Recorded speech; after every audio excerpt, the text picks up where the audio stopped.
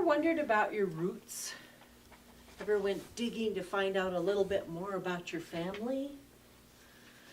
Well, I wanted to know more about my roots, my family roots, not the ones I cover up every month. That's a different root.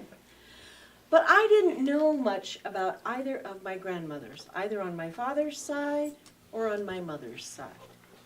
They were gone long before I was born. My father's mother, I grew up to know her name as Cecilia Miller, and that was about all I knew, her name. Very little else that I know about her. Recently, and I mean very recently, like this last week, I got more information about my father's mother from a cousin of mine who lives in Canada. He's our family historian on that side of the family. I never knew what her full name was until this week. And I'm going to trip over it because I'm not quite sure how to say it. But her name wasn't Cecilia, it was Cecile. That was the first thing that changed. And her last name was Etawagajig. I didn't know that. News to me this week. And her last name was Miller. Pelletier. My last name is Pelletier. My grandmother, Cecile, was born to a woman named Madeline at the Wagajig. At least on her birth certificate, her mother's name is the only name that appears. My great-grandmother Madeline, who I just learned her name as well, came from a small town called Little Traverse, Michigan. She was a cook there for the priests that lived in that village or that town. She was very young, and my cousin has not been able to substantiate the story yet, but what he has heard is that Madeline was either raped or became the lover of one of the priests. And from that union came my grandmother, Cecile. Now this was back in the 1800s. So you can imagine that my grandmother's birth certificate not having a father's name on it was probably quite scandalous. His name has come to be known as George Mueller. He was a German, one of the German priests who changed it to Miller. When that happened, again, I'm not sure. There's so little that I know about our family history because my father just didn't talk about it. But my grandmother Cecile married my grandfather, another name I can't pronounce, Osamin Tawana Pelletier. He went by Daniel, thank goodness. And everybody knew him and called him Dan or Daniel. He was from Canada. She married him when she was 16 years old. They worked a farm in Canada. The other side of that story is that my father always told me he had 13 brothers and sisters. I found out just a few years ago that my father really had 16 brothers and sisters. So I have cousins I've never met. Although I have connected with some of them on Facebook. I think Facebook is a wonderful way to get a hold of people because I've met cousins I didn't know. My grandmother Cecile was a school teacher, and they lived in a village called Wikmi-Makon for a few years, and then they moved to Sagamok. My grandmother was born May 23rd, 1887. Now that blows my mind a little bit because this is 2016 and I have a grandparent that went back that far. She didn't live very long though. She died when she was about 48. She had a heart attack and then the next day she had a stroke and she passed away on May 11th, 1925. My father was about 8 years old when his mother died. And my grandfather, Daniel, could not take care of all of these children as a single father.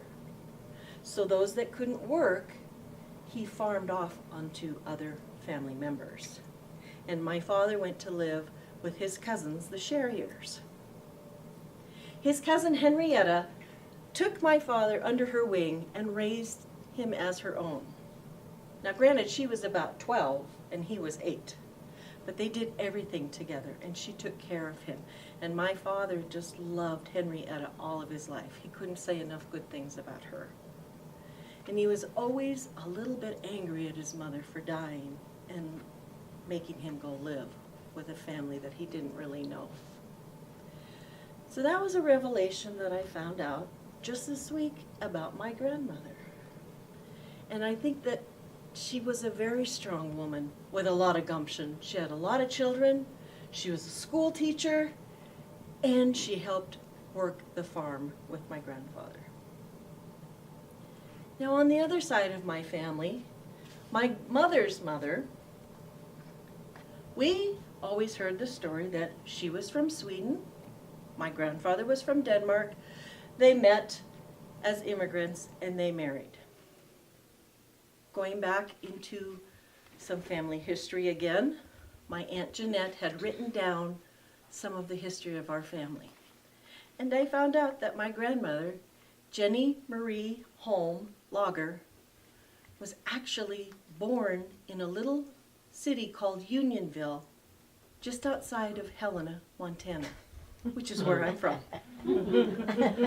Grew up thinking all my life that my grandmother had come from Sweden. Well, she was Swedish, but she was born in Montana.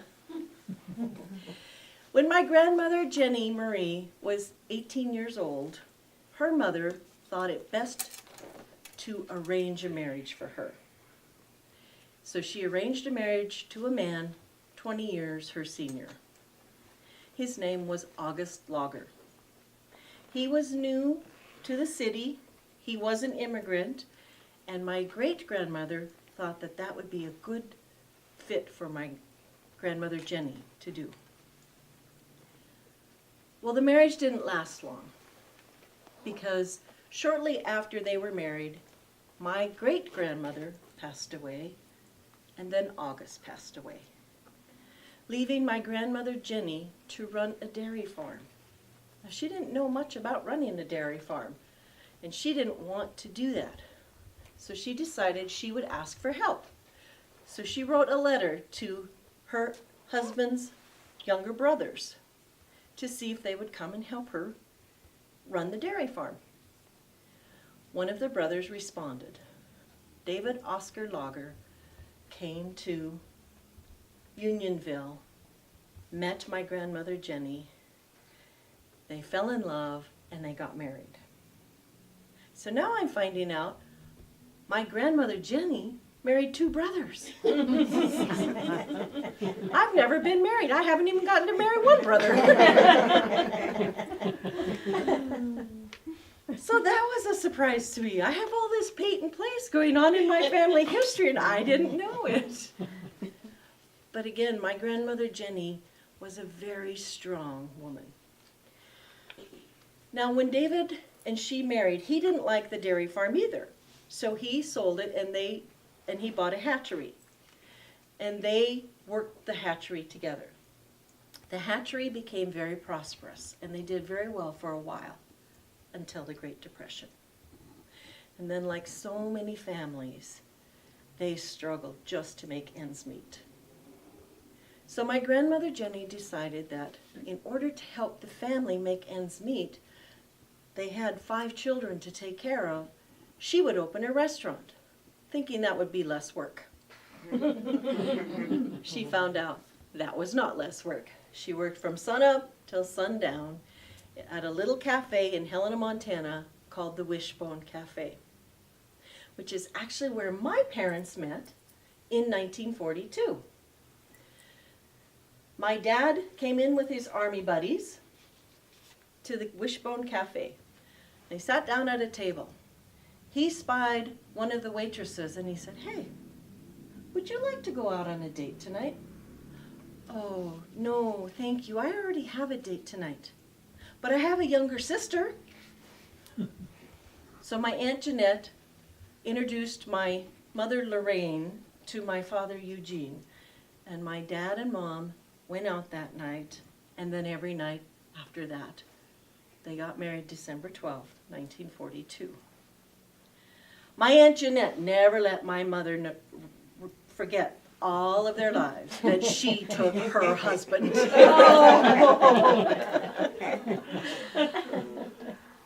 But my grandmother Jenny was a lot like Mary Bailey from It's a Wonderful Life. She would work all day long, and then she would go home and take care of the house. When they were first struggling and as a new couple, they would buy a home that they could afford, which often meant it was run down. So she learned how to be a carpenter and fix things. She learned how to paint. She learned how to wallpaper. She even learned how to lay carpeting up the stairs to make her home a better place. Now, on one of their purchases, the home was very run down, and she went to a back room and found a treasure. She found some embossed wallpaper that had been imported from France, but it was filthy dirty. So my grandmother Jenny came up with a cleaning powder, and she meticulously cleaned that embossed wallpaper until it was clean enough for her to hang on the walls of their home. And that was one of her prides and joys, that she was able to do that. My grandmother Jenny was born June 16, 1884. And my grandmother Cecilia was born in 1887.